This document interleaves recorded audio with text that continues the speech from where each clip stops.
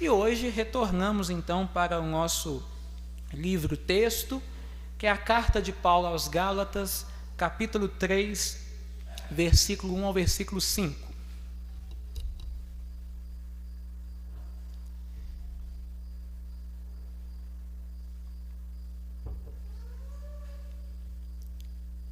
Gálatas, capítulo 1, ou capítulo 3, verso 1 ao 5.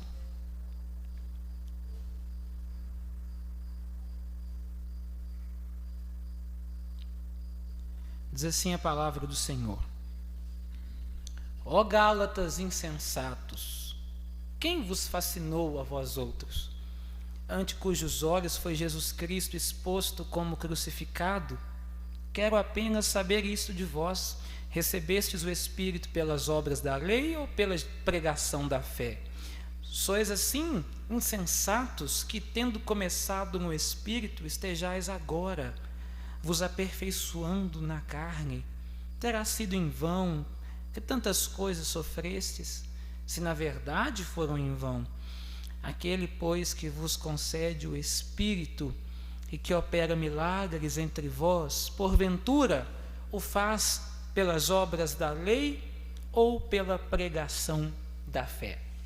Que Deus, através do Espírito Santo, prepare o nosso coração para o recebimento da sua palavra, que é sempre santa, digna e poderosa. Meus irmãos, temos que lembrar que o apóstolo Paulo está defendendo a igreja de um ataque poderoso à suficiência da graça. Ele defende o seu apostolado, ele precisa defender as suas credenciais de apóstolo, ele precisa defender a sua autoridade apostólica, e agora ele se reporta diretamente à igreja, depois de ter narrado um pouquinho do seu chamado, como aconteceu a sua vocação, e ele já começa o capítulo 3 chamando os irmãos da igreja da Galácia à responsabilidade, usando uma expressão muito dura: ó Gálatas insensatos, ó igreja que sofre de uma falta de senso, de bom senso, prestem atenção, atentem-se, parem para pensar um pouquinho. Qual tipo de cristianismo vocês estão vivendo? E se você prestou atenção na leitura do texto, nós temos 5 versículos e exatamente 5 perguntas, 5 questionamentos. E nós vamos falar sobre esses 5 questionamentos hoje. E o tema que eu proponho para este sermão é: começando bem, termine melhor. Começando bem, termine melhor. Já expliquei aqui para a igreja, desde o capítulo 1, que haviam falsos mestres na igreja da Galácia. Homens que se infiltraram na igreja, trazendo uma credencial de apóstolo. Desde aquele tempo já existiam os falsos mestres. E a igreja ficava naquela expectativa, quando chegava alguém com o nome de apóstolo: olha, ele tem doutrina para nós, ele tem ensinamento, vamos ouvi-lo, vamos ver o que ele tem para nos ensinar. E Paulo então precisa alertar aos irmãos da Galácia: cuidado com esses homens, que aparentam ser homens de bem, mas na verdade eles estão deturpando o evangelho da graça e trazendo para vocês um outro evangelho, um evangelho misturado, um evangelho cheio de adicionais. Cuidado. E Paulo começa a defender o evangelho da graça, e aqui no capítulo 3 isso se torna mais notório, se torna mais forte. E Paulo diz: ó Gálatas insensatos, cadê o juízo de vocês? E aí vem a primeira pergunta: quem vos fascinou a vós outros, ante cujos olhos foi Jesus Cristo exposto como crucificado? Primeiro versículo, primeira pergunta: quem vos fascinou? A palavra fascinou aqui diz respeito à sedução mesmo, encantamento, de você fixar o olhar e ficar encantado, seduzido, olhando, admirado. E Paulo aqui usa essa palavra não é à toa. é porque aquele falso ensinamento, aquele falso evangelho havia seduzido, ganhado a confiança dos irmãos da igreja da Galácia. Por quê? Porque não foi algo que veio chegando já mostrando que era uma heresia, que era algo pernicioso, mas era algo palatável, algo até interessante de se ouvir. Quando você ouve aí muitos pregadores, os famosos coaches, os famosos pregadores da confissão positiva, do determinismo, né? E aí você até, olha, não é que ele está falando, não é verdade? Olha que palavras inspiradas desse homem. Mas aí quando você começa a perceber, se você tiver um ouvido um pouquinho mais apurado pela palavra de Deus, você começa a perceber que é puro humanismo, puro egocentrismo e nada de Cristo. Só que te fascina.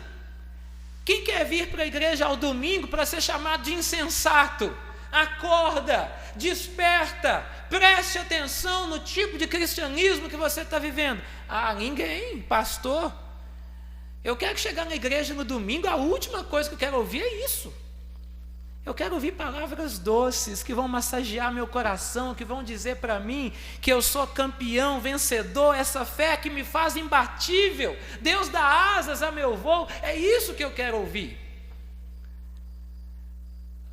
E aqui Paulo começa desferindo palavras duras para a igreja da Galácia, porque aquele povo estava seduzido, encantado com o que eles estavam ouvindo, fascinados, admirados, porque parecia muito bom.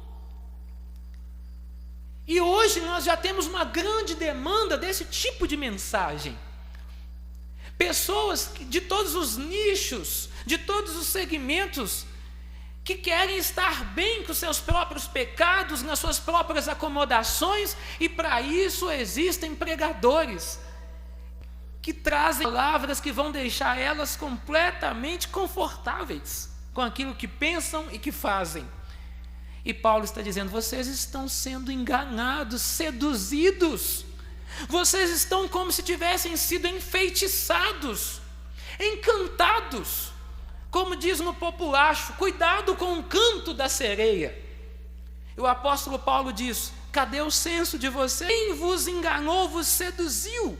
Vocês mesmos, que diante dos vossos olhos Jesus Cristo foi pregado, foi exposto, como de fato vocês estivessem vendo ele sendo crucificado. É isso que Paulo está dizendo. Aquela geração da igreja da Galácia não havia visto Jesus sendo crucificado. Mas o que Paulo está querendo dizer é que ao pregar o evangelho para aquela igreja, ele pregou tão e puramente Cristo. O teor da mensagem era tão Cristo, que era como se os próprios Gálatas estivessem contemplando, enquanto Paulo pregava, Cristo sendo crucificado. Então Paulo está dizendo: quem vos fascinou? Vocês que ouviram a pregação do evangelho como se estivessem vendo o próprio Cristo sendo crucificado diante de vocês. Vocês abraçaram muito depressa outro evangelho, outra mensagem. E meus irmãos, já trazendo para nós aplicações muito práticas, nos dias em que vivemos, o que não faltam são atrações e coisas para nos seduzir, para nos encantar, para fazer brilhar os nossos olhos e querer correr atrás dessas coisas. E aí, ressoam no nosso pensamento as palavras do apóstolo Paulo: olha o senso, olha a mensagem que foi apresentada para vocês lá no início, quando vocês conheceram a Cristo, quando Ele vos resgatou, quando vocês ouviram esse evangelho da graça, e o seu coração então foi alcançado por esta graça maravilhosa, e hoje o que vocês têm ouvido bate com aquilo lá? Não, então descarta. Mas o que não falta é coisas para nos encantar. Ah, pastor, mas aquele homem, nossa, ele fala tão bonito, ele diz palavras tão inspiradas. Nossa, a gente ouve certos pastores, parece que eles estão cheios de ódio. Alguns têm mesmo, parece que o discurso deles está enviesado de raiva, né? Mas o que na verdade nós vemos é porque muitas igrejas parecem estar vazias, pessoas não procuram determinados tipos de igrejas, é porque não querem ser confrontadas com a verdade do Evangelho. É como eu disse, nós estamos vivendo uma era chamada pós-modernidade, em que há vários tipos de mensagens para todos os nichos, tipos, segmentos de pessoas. Então, se a pessoa não quer ser incomodada com suas manias, seus vícios, seus pecados, e nem ser chamado ao arrependimento, ele jamais vai procurar mesmo uma igreja séria, bíblica. Mas se na outra comunidade tem um pouquinho de Deus, Jesus, Evangelho, então está tudo igual, está tudo bem. E aí as pessoas começam a se encantar, a se seduzir com movimentos e com essas coisas. O apóstolo Paulo está dizendo, cuidado, cuidado, quem vos fascinou desse jeito? Você já viu pessoas assim que ficam encantadas com as coisas desse mundo? Ela se admira com tantas coisas que ela vê lá fora, mas parece que saber que Jesus Cristo a substituiu numa morte vicária de cruz, e isso não encanta ela. Isso não deixa ela perplexa. Meu Deus, quando começa a cantar, eu perdido, pecador, longe do meu Jesus, parece que não comunica que essa história é a dele, é a minha, é a sua, é a nossa história. Porque falta-nos mais essa conexão do Cristo que foi crucificado em nosso lugar. Porque tem outras cozindo, atraindo o nosso olhar. Mas nós não queremos fixar os nossos olhos mais na cruz de Cristo. Porque cruz não é convidativo, vamos combinar. Trono é, poltrona, plateia, palco, pódio.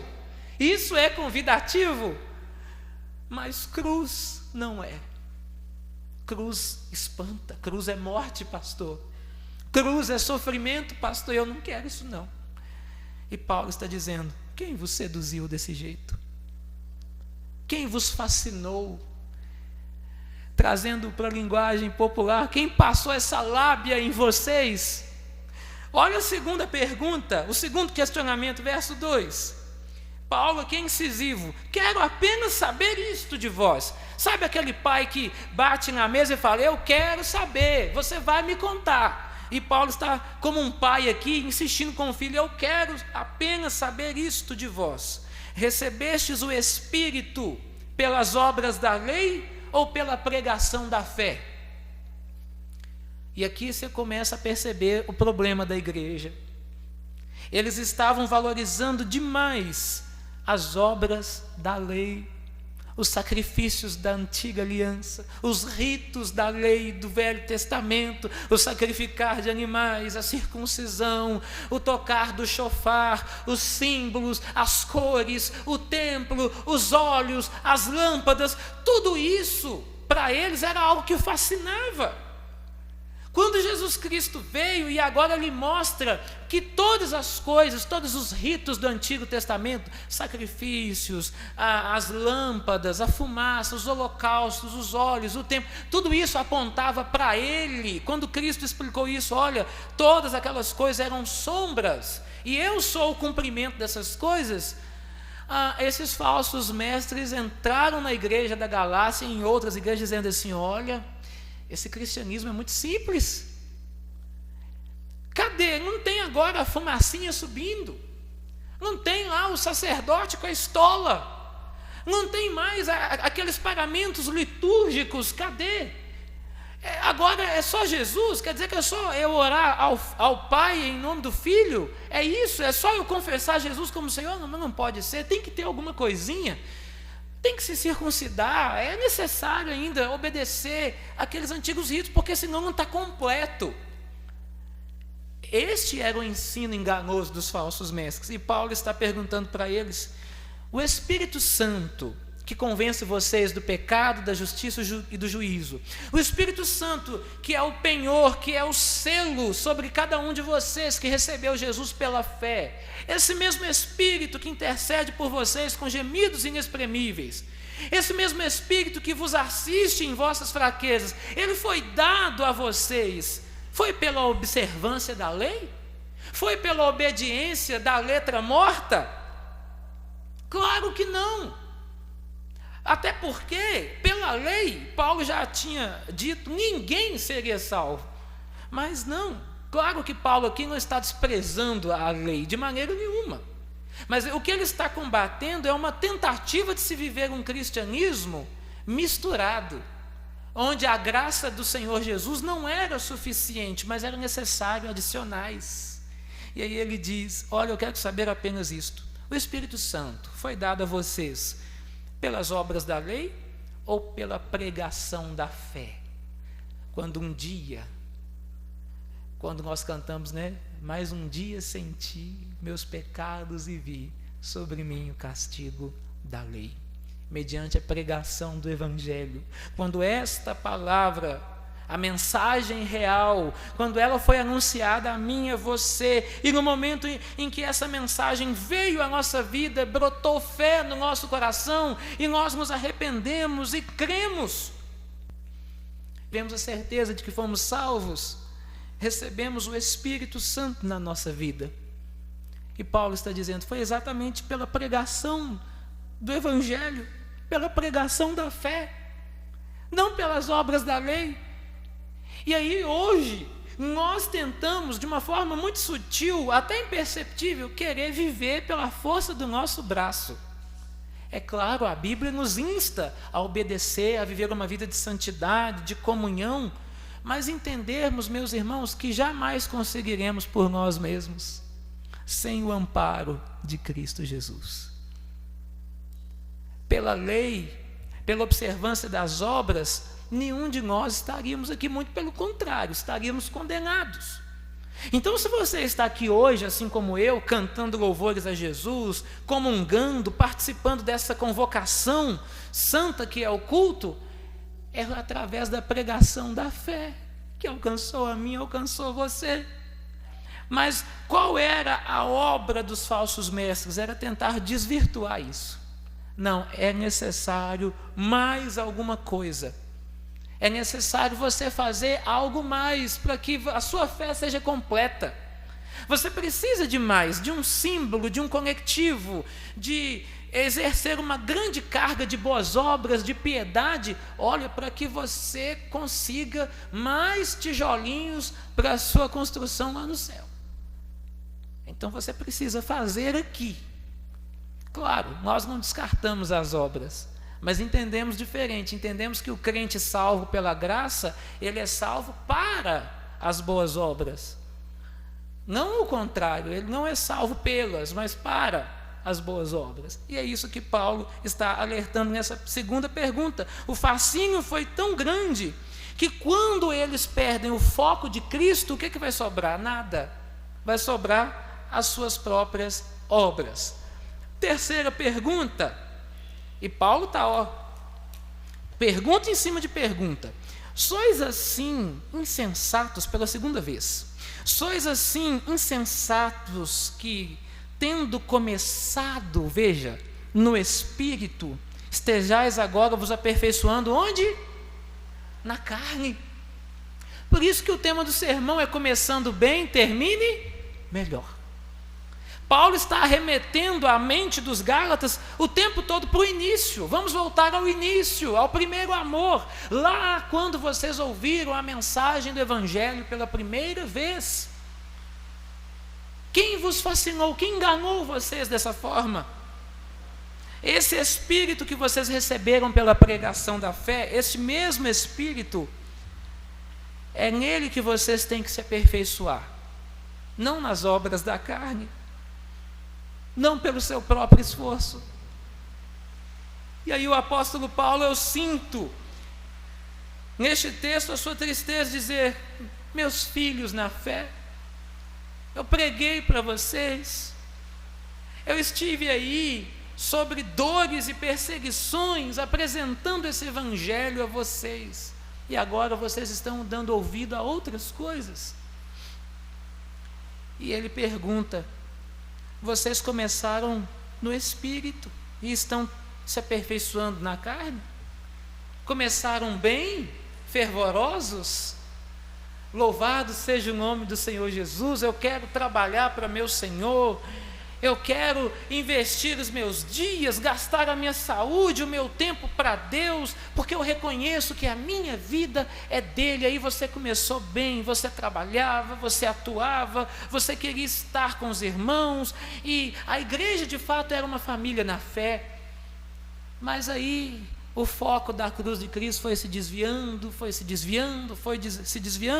até que chega um momento em que, assim como os irmãos da Galácia, nos vemos nos aperfeiçoando, não no espírito da carne.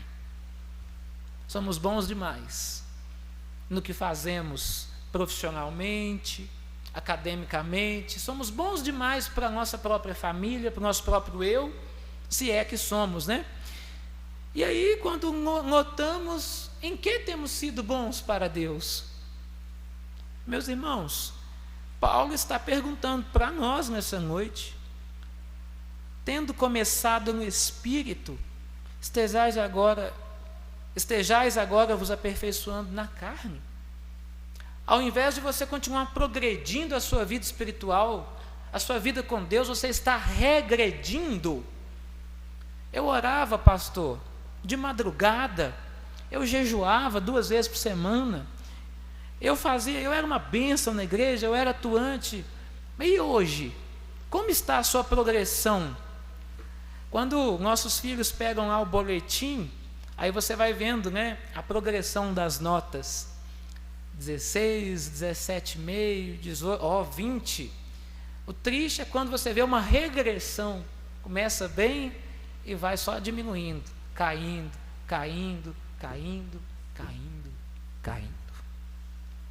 Pior que às vezes nós não percebemos que começamos bem, estamos terminando mal.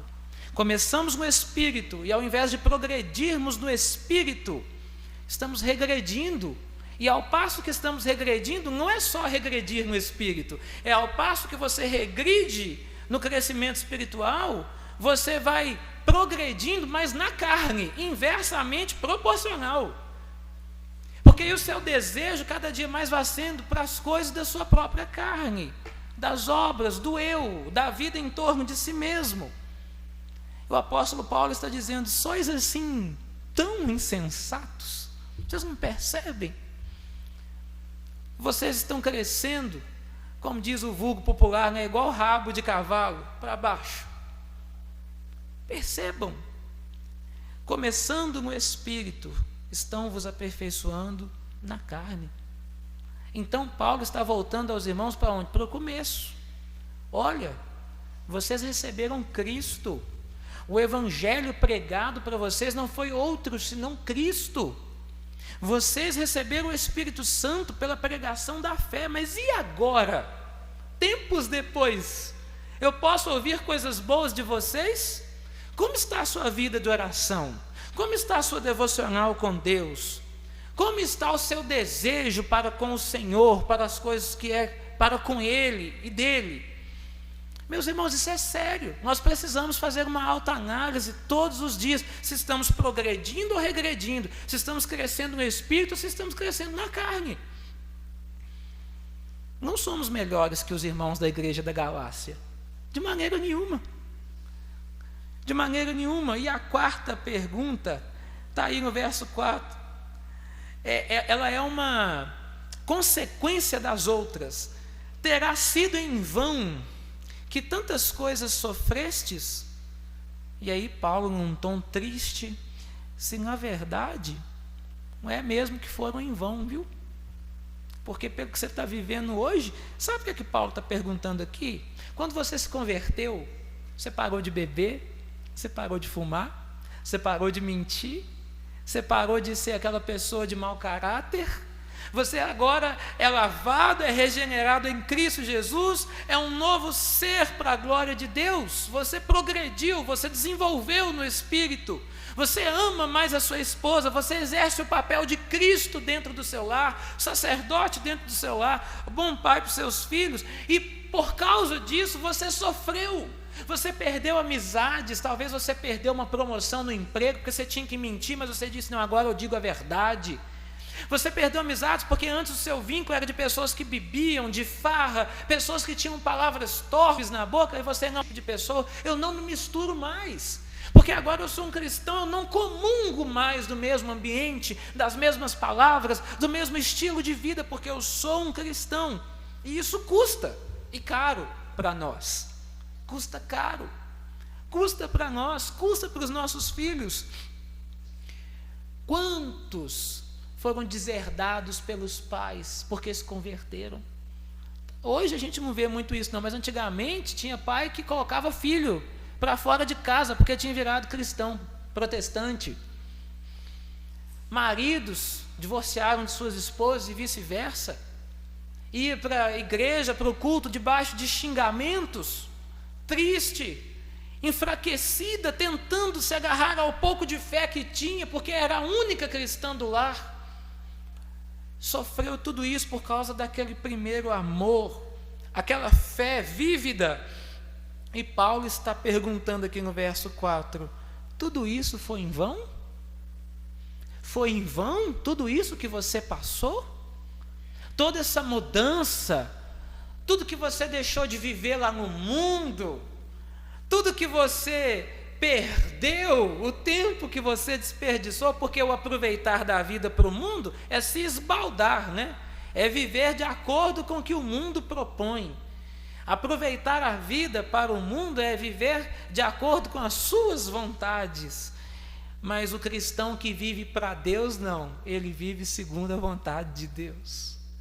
Na verdade, ele diz assim, já não sou eu mais quem vive, é Cristo que vive em mim, e esse viver que agora eu vivo na carne, eu vivo para a glória de Deus.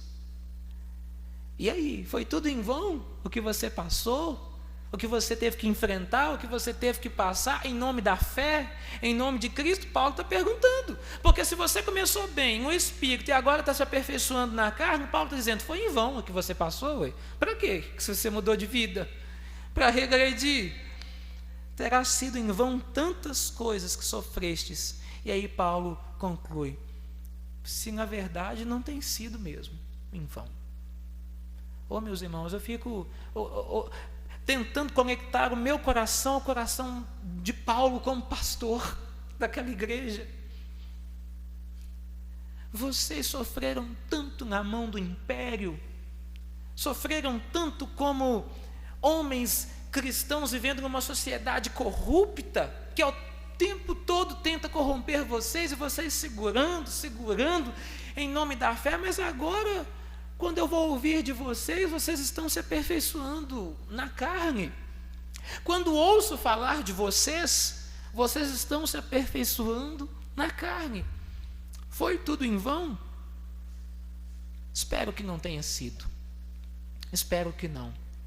Porque o nosso chamado, a nossa vocação, a nossa fé, o nosso trabalho, conforme 1 Coríntios capítulo 15, não é vão no Senhor, mas desde que entendamos que em começando bem, temos que terminar melhor.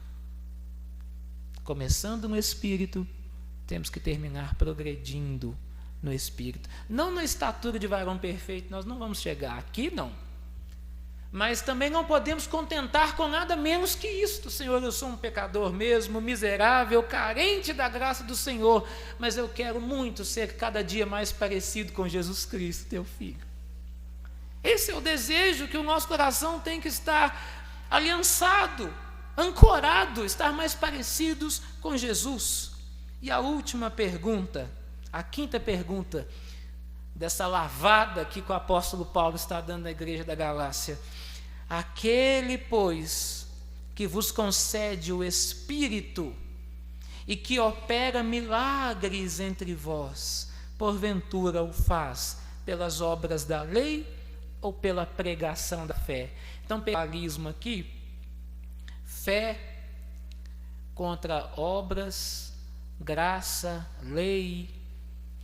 Na verdade, o apóstolo Paulo está dizendo assim, olha, vocês precisam compreender que tudo que aconteceu na vida de vocês, inclusive operação de milagres. Paulo pregou lá na região da Galácia. Muitos milagres ocorreram naquele lugar.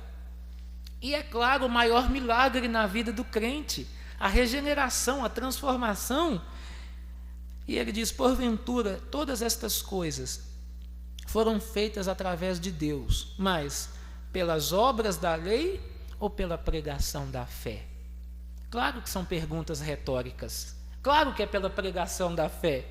O que Deus fez na sua vida te transformou, te salvou, te deu uma nova vida, te regenerou, te colocou como propriedade dele, como posse dele, te deu uma nova perspectiva de viver, uma esperança de vida eterna. Tudo isso ele fez por mim e por você, e foi através de uma coisa só, pela pregação da fé, pela graça suficiente do Evangelho, que obra nenhuma, de lei nenhuma, poderia nos oferecer. Só que Paulo está olhando para uma igreja que estava dando 2 passos para frente e 3 passos para trás. Paulo estava olhando para uma igreja que começou no ápice de ter recebido Cristo através dessa palavra aqui, experimentado as maravilhas do Espírito Santo, operação de milagres, maravilhas, até dons sobrenaturais, extraordinários acontecendo na igreja. E agora, anos depois, o apóstolo Paulo toma conhecimento de que aquele povo estava se aperfeiçoando, mas não era no espírito, não, era na carne. Já viu aquelas pessoas que começaram tão bem, eram liderança na igreja, atuantes, firmes, perseverantes, pessoas agradáveis, pessoas sempre com uma palavra de sabedoria para te dar, ou uma palavra de exortação que te punha para cima, vamos caminhar junto, vamos lá. E hoje você olha as pessoas, parece que ela nem nunca foi cristã na vida, nunca ouviu falar de Jesus, tem pavor, não suporta, não quer. É porque foi perdendo o foco na caminhada. Começou muito bem, mas foi se distanciando da pregação da fé, do Evangelho, da cruz de Cristo. E chegaram a tal ponto que é quase, meus irmãos, que irreversível a situação. Já está tão afundado, já está tão preso às amarras dessa vida, da carne, uma vida em volta de si mesmo, que ele não consegue mais voltar, não se percebe, não sente nem falta. Eu ouvi isso uma vez. Alguém me disse, eu fui visitar uma pessoa e eu perguntei, você não sente falta da igreja, da comunhão? Não, na verdade eu não vou na igreja porque eu não sinto necessidade mesmo de ir na igreja. Falou com a maior frieza do mundo. E meus irmãos, isso dói, porque no fim não é só uma questão de vir ou não à igreja, a gente está falando de comunhão com Deus, em que as pessoas têm se aperfeiçoado. Você olha para uma pessoa e fala assim, meu Deus, parece que nem nunca foi crente, já cantou, já pregou, já foi presbítero, já foi diácono, foi até pastor, visitava, e hoje olha como é que está, que tristeza. E aí você lembra, é porque começou bem, mas ao invés de progredir no espírito, progrediu na carne. Portanto, meus irmãos, começando bem, terminemos melhor. Deus tenha misericórdia de nós.